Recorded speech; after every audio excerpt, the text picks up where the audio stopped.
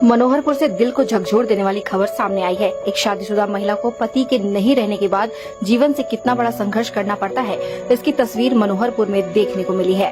पहले पति की मौत, फिर ससुराल वालों ने घर से भगाया, उसके बाद मायके वालों ने भी अपनाने से इनकार कर दिया। न ससुराल का घर न मायके का घर। महिला ने स्टेशन में दिया नवजात बच्चे को जन्म। 2 दिन तक स्टेशन में नवजात के साथ महिला भीषण गर्मी में भूख और प्यास से जंग लड़ती रही। मनोहरपुर स्टेशन के प्लेटफॉर्म संख्या 1 में नवजात बच्चे के साथ भूखे प्यासे फर्श पर पड़ी यह महिला है सावित्री बाड्रा। सावित्री बाड्रा स्टेशन के प्लेटफॉर्म संख्या 1 में 2 थैले और कंबल बिछाकर अपने नवजात बच्ची को सुला रही है।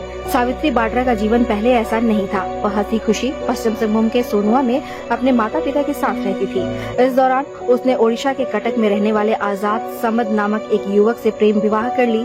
सावित्री अपने पति आजाद समद के साथ कटक में खुशहाल जीवन जी रही थी, लेकिन इसी बीच 4 महीने पहले एक सड़क हादसे में उसके पति आजाद समद की मौत हो गई।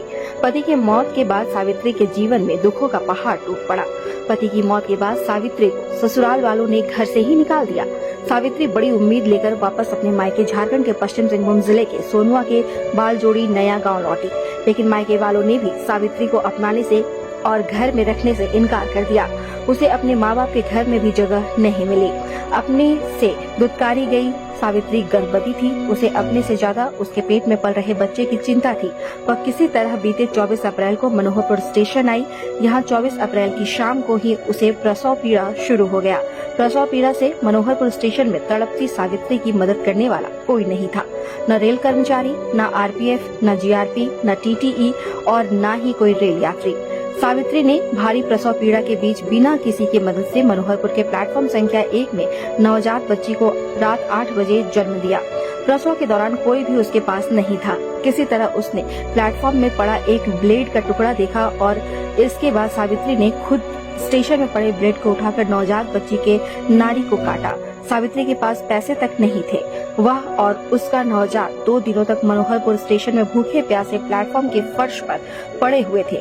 इस बीच किसी ने भी इस बदनसीब मां और बच्चे की मदद नहीं की।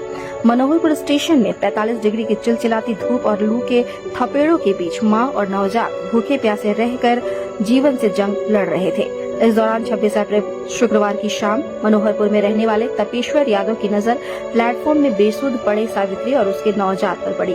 तपेश्वर को शक हुआ कि महिला परेशानी में है। तपेश्वर ने महिला से उसकी परेशानी पूछी। जब सावित्री ने अपनी दुखों से भरी कहानी तपेश्वर को सुनाई तो वे काफी भावुक हो गए। उसने महिला की मदद के लिए स्थानीय पत्रकार सहित टीवी मीडिया के रिपोर्टर अरविंद लोहार को इसकी जानकारी दी। अरविंद ने तुरंत इसकी सूचना मनोहरपुर सरकारी अस्पताल के प्रभारी को दी, जिसके बाद सरकारी अस्पताल से एम्बुलेंस मनोहरपुर स्टेशन पहुंचा और मेडिकल टीम सावित्री और उसके नवजात को लेकर मनोहरपुर अस्पताल पहुंची। मनोहरपुर अस्पताल में सावित्री और नवजात का इलाज चल रहा है। डॉक्टरों की माने तो सावित्री और नवजात को ऑब्जर्वेशन में रखा गया है और जरूरी टेस्ट जच्चा बच्चा का किया जा रहा है। उम्मीद की जा रही है कि दोनों जच्चा बच्चा स्वस्थ होकर अस्पताल से निकल जाएंगे, लेकिन अस्पताल से निकलकर सावित्री अपनी नवजात बच्ची को लेकर कहां जाएगी यह उसे भी पता नहीं है।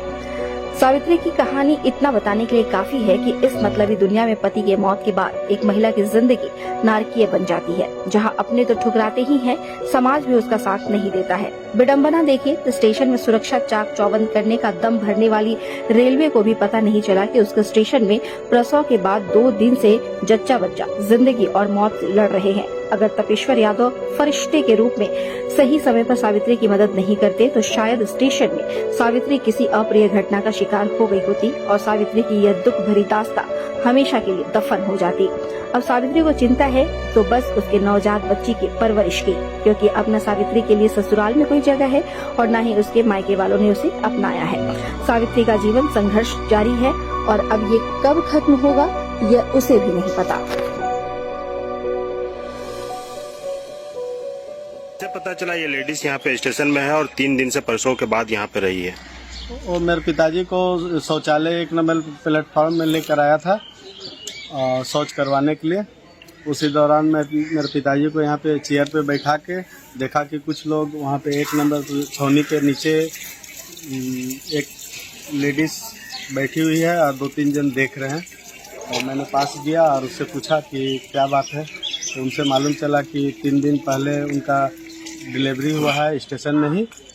उसके बाद 3 दिन से कुछ खाई पी नहीं है तो मैंने अच्छा, उन्होंने ये भी बताया कि वो 3 दिन से कुछ खाए नहीं थे। जी, उसके बाद आप क्या किए उसमें?